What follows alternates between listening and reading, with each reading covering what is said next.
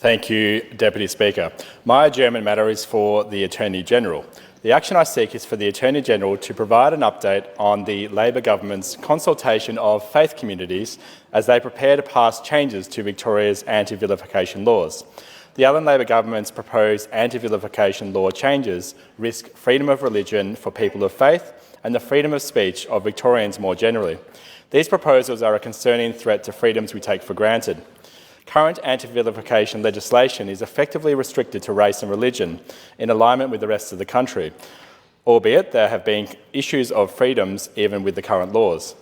Yet this Labor government wishes to broaden these laws to cover a variety of other traits such as disability, gender identity, sexual characteristics and sexual orientation. That all sounds well and good until one looks at the details. The government is trying to lower the legal bar for what qualifies as vilification.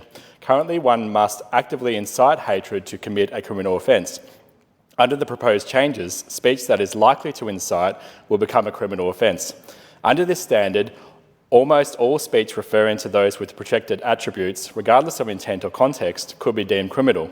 Journalists, writers, comedians, academics, artists, business leaders, entertainers, absolutely anyone could be caught by this. Not to mention people of faith, where a public or online expression of one's faith, whether you are Jewish, Christian, Muslim or any other faith, could be considered vilification if somebody subjectively feels that their protected attributes have been harmed. People of faith may be silenced from expressing their views and could potentially face legal action for sharing their faith-based or general views on sexuality and biology. Going from objective to subjective harm is dangerous. It may effectively determine that certain groups, based on certain attributes, have a special moral status in our society. A special moral status that, if you question, will leave you possibly going to jail under these new laws. Let me reiterate a point I made in my inaugural speech. It is not wrong to be a Christian or a person of faith or someone who speaks their mind.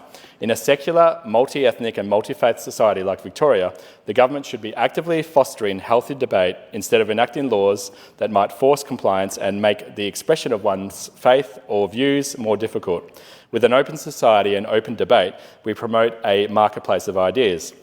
As former Prime Minister Sir Robert Menzies said, stagnant waters are level and in them the scum rises. Active waters are never level. They toss and tumble and have crests and troughs, but the scientists tell us that they purify themselves in a few hundred yards. We must ensure active waters, we must protect debate and objectivity, and we must oppose this government's assault on freedom of speech and freedom of religion.